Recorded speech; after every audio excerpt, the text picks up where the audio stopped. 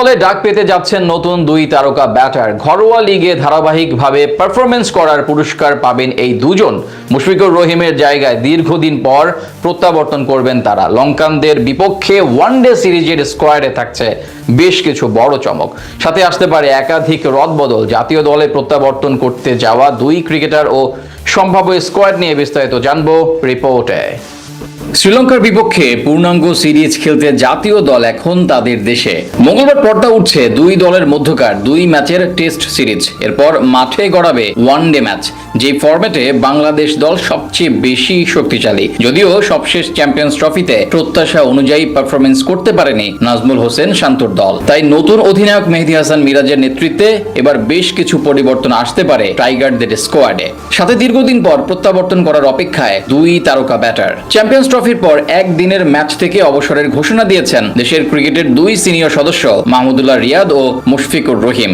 এছাড়া প্রত্যাশা অনুযায়ী ক্রিকেটাররাও তেমন ভালো পারফরমেন্স করতে পারেনি, তাই স্কোয়াডে পরিবর্তন আনার সিদ্ধান্ত নিয়েছে টিম ম্যানেজমেন্ট। এই সিরিজ দিয়ে অধিনায়কত্বের নতুন পথ শুরু করবেন মেহেদী হাসান মিরাজ। তার দায়িত্ব নেওয়ার পর শোনা যাচ্ছে দীর্ঘদিন পর ওয়ানডে স্কোয়াডে অন্তর্ভুক্ত হতে পারেন নুরুল হাসান সোহান। ঘরোয়া লিগে ধারাবাহিকভাবে পারফরমেন্স করার স্বীকৃতি হিসেবে এই পুরস্কার পেতে পারেন উইকেট কিপার ব্যাটসম্যান। সবশেষ ডিপিএল এ অসাধারণ ব্যাটিং করেছিলেন তিনি। ধানমন্ডি স্পোর্টিং ক্লাবের হয়ে 11 ম্যাচে ব্যাট করে 522 রান করেছিলেন পাক্কা, 58 গড়ে। দুইটা 50-র সঙ্গে করেছিলেন সমান সেঞ্চুরি। এছাড়া 2025 বাংলাদেশ প্রিমিয়ার লিগেও উজ্জ্বল ছিলেন ডানহাতি এই ব্যাটার। তাই মুশফিকুর রহিমের অনুপস্থিতিতে কপাল খুলতে যাচ্ছে তার সঙ্গে দীর্ঘদিন পর জাতীয় দলে ফেরার অপেক্ষায় বামহাতি ওপেনার নাইম শেখ। ঘরোয়া লিগে গেল 1 বছর ধরে দারুণ ব্যাট করে আলোচনায় উঠেছেন এই ব্যাটার। সবশেষ বিপিএল এ ছিলেন সর্বোচ্চ রানের মালিক। 14 ইনিংসে করেছিলেন 511 রান, সাথে একটি সেঞ্চুরি। এর পাশাপাশি ঢাকা প্রিমিয়ার লিগে ছিলেন তৃতীয় সর্বাধিক রানের মালিক। 11 ম্যাচে করেছিলেন 618 রান, গড় 60-এর বেশি।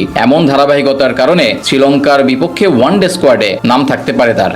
এদের পাশাপাশি দলে ফেরার প্রক্রিয়ায় আছেন তাসকিন আহমেদ। ইনজুরির জন্য অনেক দিন ধরে মাঠের বাইরে তিনি, যার কারণে খেলা হচ্ছে না টেস্ট সিরিজ। তবে ওডিআই সিরিজের আগে সুস্থ হতে পারেন তাসকিন। এদিকে ক্যাপ্টেন্সি হারালেও স্কোয়াডের গুরুত্বপূর্ণ সদস্য হিসেবে থাকবেন নাজমুল হোসেন শান্ত। তার সাথে ব্যাটিং অর্ডারে ফিরতে পারেন লিটন কুমার দাস। বাজে পারফরমেন্সের কারণে চ্যাম্পিয়ন্স ট্রফি খেলার সুযোগ পাননি তিনি। তবে এই সিরিজ দিয়ে প্রত্যাবর্তন করার সম্ভাবনা রয়েছে তার। তাদের সাথে থাকতে পারেন বামহাতি আরেক ওপেনার তানজিদ হাসান তামিম। সেক্ষেত্রে অবশ্য বাদ পড়ার শঙ্কায় থাকতে পারেন পারভেজ হোসেন ইমন। পেস ইউনিটে সবশেষ পাকিস্তানের বিপক্ষে টি-20 সিরিজে না থাকলেও লঙ্কানদের সাথে ওয়ানডে ফরম্যাটে ফিরবেন কাটার মাস্টার মুস্তাফিজুর রহমান। তার সঙ্গে দীর্ঘদিন পর একদিনের ম্যাচে দেখা যেতে পারে শরীফুল ইসলামকে। স্কোয়াডে একমাত্র লেগ স্পিনার হিসেবে দেখা যেতে পারে রিশাদ হোসেনকেও।